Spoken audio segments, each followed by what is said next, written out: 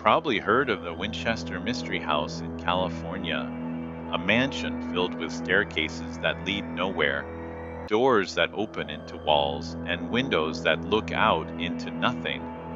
But what most people don't know is what happened to one caretaker who spent the night there alone. Her name was Emily, and this is her story. It started on a cold evening when Emily arrived at the mansion just before sunset. The air was heavy, and the strange house loomed over her like something alive. When she stepped inside, the caretaker who handed her the keys gave her only one warning: "Don't go exploring at night." Emily laughed nervously, thinking it was just a local superstition. But the way his eyes lingered on her, it felt more like a warning than a joke. That first night, she woke up around midnight to a sound: soft, deliberate footsteps. They weren't coming from the hallway outside her door. Number, they were coming from upstairs. The problem was, according to the floor plan, the upstairs should have been empty. She grabbed a flashlight, her heart racing, and climbed the staircase. The moment she reached the landing, she froze. The hallway looked longer than it had in the day, endless, stretching far into the dark. Emily walked slowly, her footsteps echoing too loudly. She opened one of the doors, expecting to find a bedroom. Instead, she found a corridor that wasn't supposed to exist. And at the very end of that corridor, a shadow was standing there. It didn't move, it didn't breathe, it just stared at her until her flashlight flickered. And when the light came back, the shadow was gone. The next few nights only got worse. Doors opened and slammed on their own. Cold spots seemed to follow her wherever she went. Once, she glanced into a mirror and saw words forming in the foggy glass. "Get out!"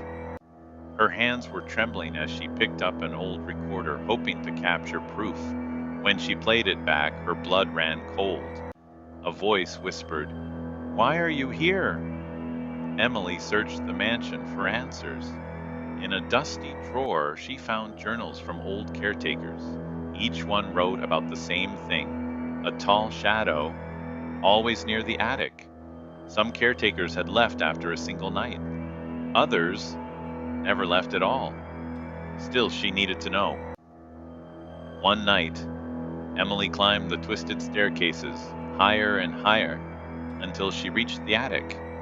Moonlight leaked through the cracked roof, spilling across strange architecture. Walls built at odd angles, beams that didn't make sense. And then she felt it, a cold breath on the back of her neck. Her flashlight flickered. Doors slammed shut behind her, trapping her inside. The whispers grew louder, overlapping each other, filling the attic with voices. She spun around and saw it, a tall, faceless figure darting across the shadows. She screamed, running blindly, doors slamming behind her, staircases twisting, walls closing in. The house wasn't just confusing, it was alive. Emily finally made it downstairs, bursting out the front door into the cold night air. She didn't stop running until she reached her car. Her hands were shaking so badly she could barely unlock her phone. But when she opened her gallery, her breath caught in her throat. Her bedroom camera had been recording the entire night. The footage showed her sleeping peacefully in bed, but she knew that wasn't possible. She had been in the attic, running for her life. She leaned closer to the screen, and that's when she saw it. At the foot of her bed stood a shadow figure, tall, still, watching. The timestamp matched the exact time she swore she was running through the mansion. To this day, no one knows exactly what happened that night, but the locals say one thing: the Winchester Manor doesn't just haunt people. Sometimes it replaces them